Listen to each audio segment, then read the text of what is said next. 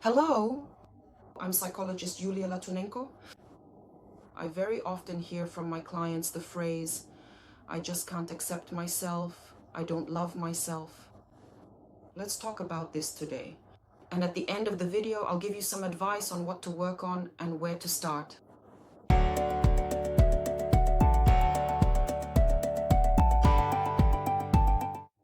If you haven't subscribed to my channel yet, please do so.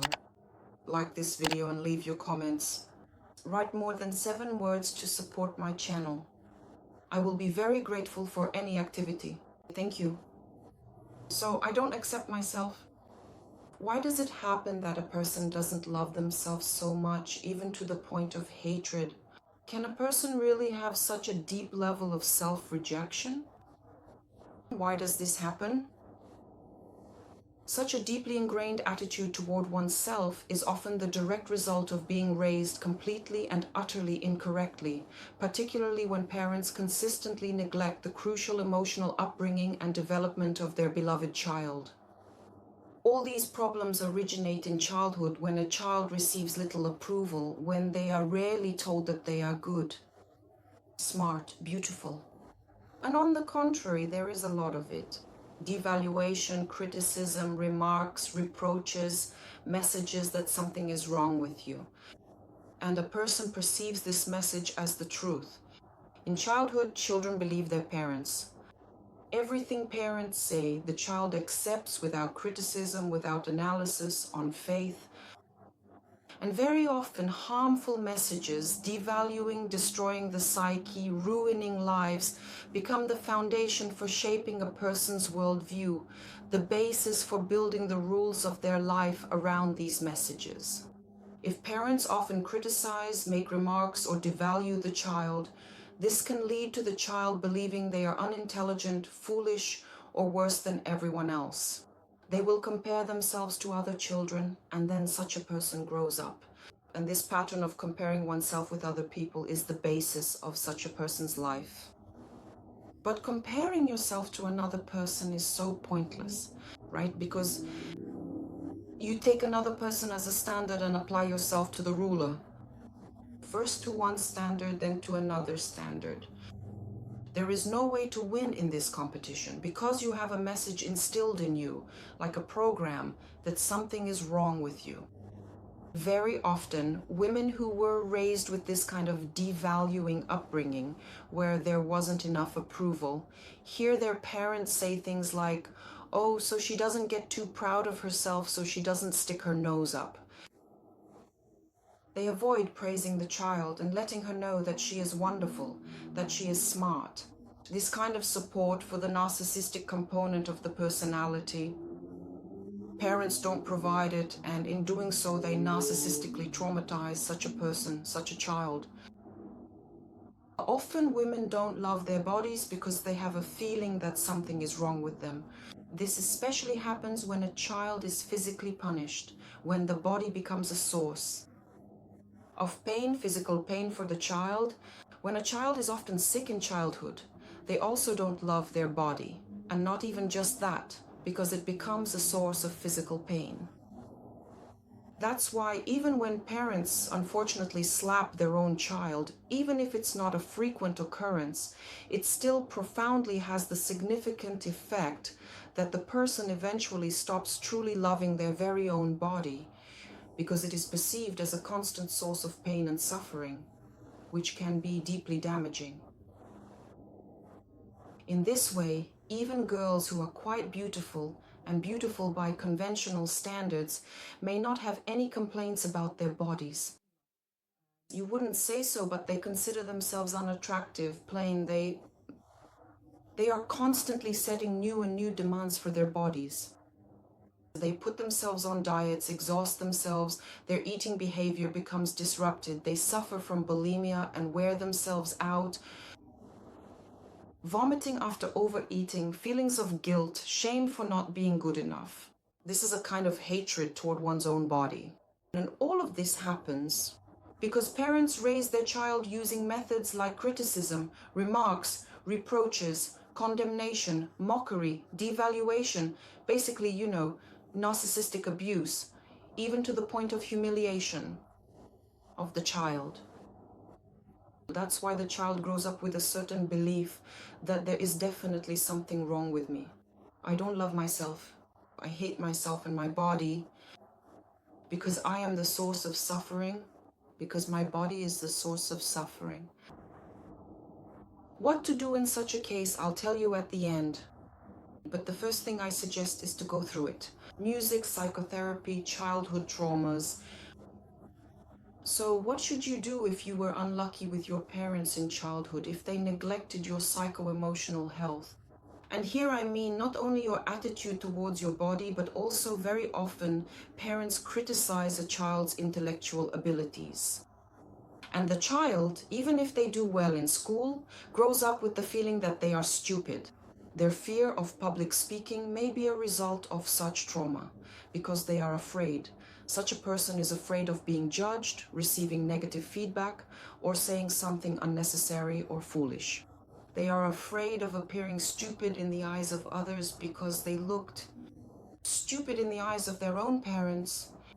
And this belief that there is something wrong with me, that I am unintelligent or foolish, leads to a person developing imposter syndrome. They feel that all their achievements and results are just a fluke, and that any moment now they will be exposed and people will realize who they really are. Just ordinary mediocrity. A person who has no real achievements, who is incapable of reaching any success, who believes everything is just a coincidence, that it just somehow happened, but it is not the result of their own hard work or self-improvement. This is called imposter syndrome, which also develops during childhood and later becomes a foundation. Living as an adult, this becomes the rule by which they build their life. This is a rule that leads to suffering. I always lack something. There is something wrong with me. I am somehow insufficient, deficient. Something needs to be done. I don't want to be myself. I want to be someone else. And this is a rejection of oneself.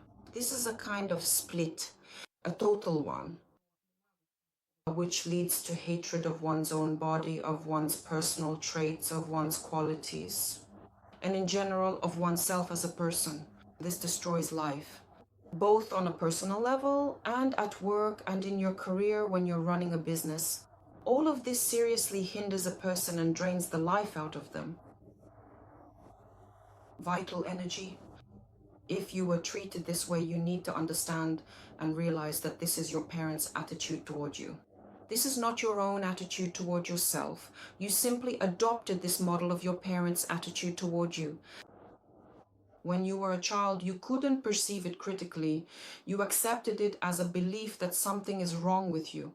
And now this parental belief has become your own belief, and it's as if that voice is constantly echoing in your head. Your mom or dad who were dissatisfied with you, who set very high expectations for you. Now, instead of your parents, all of this in your adult life, you do to yourself. You need to realize that you have to work on this. This voice that hates you, that treats you very destructively in your head, you need to learn to stop it, to tell it stop. Because if you treat yourself with such hatred and lack of love, what kind of partners will you attract into your life? Specifically narcissists, abusers, who will treat you the same way you treat yourself, just like your parents treated you. This is the result of childhood traumas. Our partners are a mirror of our unconscious, inner problems, our traumas, so we need to work on this. As I said at the beginning of the video, I'll tell you where to start.